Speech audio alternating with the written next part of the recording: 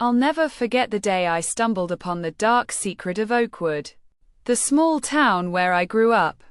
It was a typical summer afternoon, with the sun beating down on the cracked sidewalks and the smell of fresh-cut grass wafting through the air.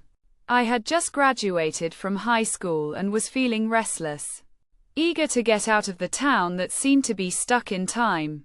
As I walked down Main Street, I noticed a strange, pungent odor coming from the old, abandoned mill on the outskirts of town. The mill had been closed for years, and the townspeople avoided it, whispering about the tragedy that had occurred there. My curiosity got the better of me, and I decided to sneak in and explore the mill. As I made my way through the dusty, cobweb-filled halls, I stumbled upon an old, hidden room. The air inside was thick with the stench of rot and decay, and I could feel a malevolent presence lurking just out of sight.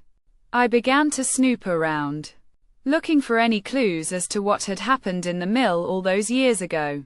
That's when I found the old newspaper clippings, yellowed with age, detailing a horrific accident that had occurred at the mill. It seemed that several workers had been killed in a tragic accident, and the mill had been shut down soon after. But as I delved deeper into the clippings, I noticed something strange. The names of the workers who had died were all familiar to me. They were the same names I had seen on the gravestones in the town cemetery. I felt a chill run down my spine as I realized that the town had been hiding a dark secret. The workers who had died in the accident had not been given proper burials, and their bodies had been secretly buried in the mill's basement. I couldn't shake the feeling that I was being watched, and I knew I had to get out of there as fast as I could. As I turned to leave, I heard a faint whispering in my ear. "You shouldn't have come here." I ran out of the mill as fast as I could, not stopping until I was back in the safety of my own home.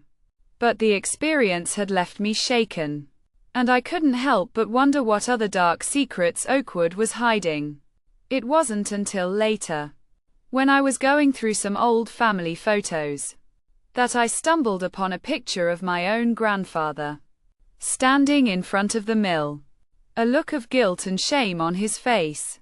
I realized then that my family had been a part of the cover-up, and that I had unknowingly been living with the weight of Oakwood's dark secret my entire life.